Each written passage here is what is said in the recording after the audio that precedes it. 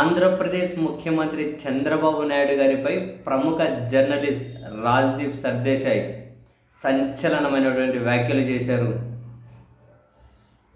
ఇంత అవకాశవాద రాజకీయ నాయకుడిని నేను నా జీవితంలో చూడలేదు అన్న రాజ్దీప్ సర్దేశాయ్ ఏమాత్రం విలువలు, విశ్వసనీయత, నిబద్ధత లేని రాజకీయ నాయకుడిగా చంద్రబాబు నాయుడు గారు చరిత్రలో మిగిలిపోతారు అంటూ చాలా ఘాటైన వ్యాఖ్యలే చేశారు. తన అవసరాల కోసం దేన్నైనా ఒక కళారూపంగా వాడుకుంటారు అని, నిబద్ధత, విశ్వసనీయత స్థానంలో రాజకీయాల్లోకి ఒక అవకాశవాదాన్ని తీసుకొచ్చిన చరిత్ర మాత్రం చంద్రబాబు నాయుడు గారి పేరిటే లిఖించబడుతుంది అని చాలా చాలా ఘటన పదజాలాన్ని ప్రయోగించిన రాజ్దీప్ సర్దేశాయ్ తను లౌకికవాదాన్నైనా, ఎజెండానైనా, సిద్ధాంతాన్నైనా తన రాజకీయ అవసరాలు తీర్చే ఒక సాధనంగా మాత్రమే,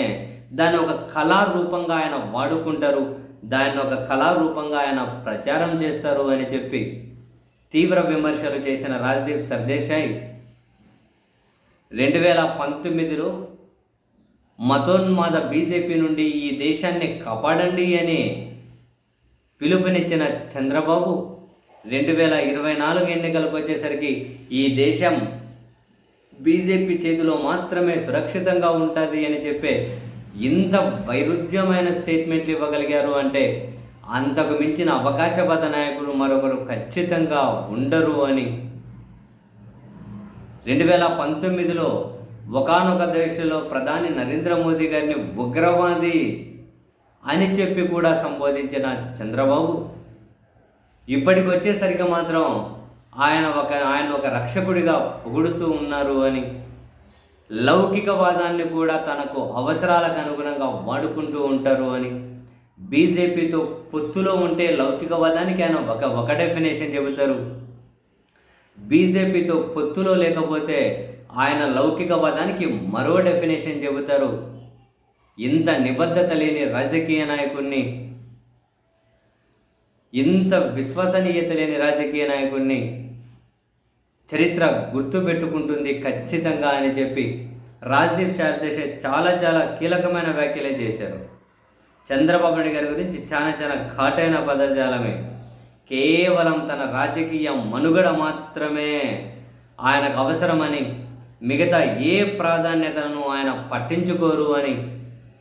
తన అవసరాల కోసం ఎవరిని ఏ స్థాయిలో అయినా వాడుకుంటారు, తన అవసరాల కోసం ఏ సిద్ధాంతానికి ఏ డెఫినేషన్ అయినా చెబుతారు, అలా చెప్పిన దాన్ని ప్రచారం చేయడం కోసం ఆయన చుట్టూ కొన్ని వ్యవస్థలు ఉన్నాయంటూ కూడా రాజ్దీప్ సర్దేశాయ్ అయితే చాలా చాలా కీలకమైన వ్యాఖ్యలు చేశారు. మతోన్మాద రాజకీయాలతో ఈ దేశం సవ్యంగా ఉండడం అసాధ్యము, కానీ అటువంటి మతోన్మాద రాజకీయాలకు చంద్రబాబు మద్దతిస్తూ ఉండడం ఏ రకమైనటువంటి రాజకీయము, ఇంక ఇది అవకాశవాదానికే పీక్స్ అంటూ కూడా రాజ్దీప్ సర్దేశాయ్ చంద్రబాబు నాయుడు గారి మీద నిప్పులు జరిగారు. తన రాజకీయ అవసరాల కోసం, తనకు అధికారం కోసం ఎవరినైనా ఏ స్థాయిలో అయినా పొగడడానికైనా, విమర్శలు చేయడానికైనా, ఏ రూపాన్ని మార్చుకోవడానికైనా సిద్ధంగా ఉండే రాజకీయ నాయకులు చాలా చాలా అరుదు. అందులో చంద్రబాబు నాయుడు గారిదే లీడింగ్ పొజిషన్ అంటూ రాజ్దీప్ సర్దేశాయ్ అయితే ఏపీ ముఖ్యమంత్రి గారి మీద సంచలనమైనటువంటి వ్యాఖ్యలు, విమర్శలు, ఘాటైన పదజాలాన్ని అయితే ఉపయోగించుకుంటూ తన యూట్యూబ్ ఛానల్లోనే ఒక వీడియో అప్లోడ్ చేశారు.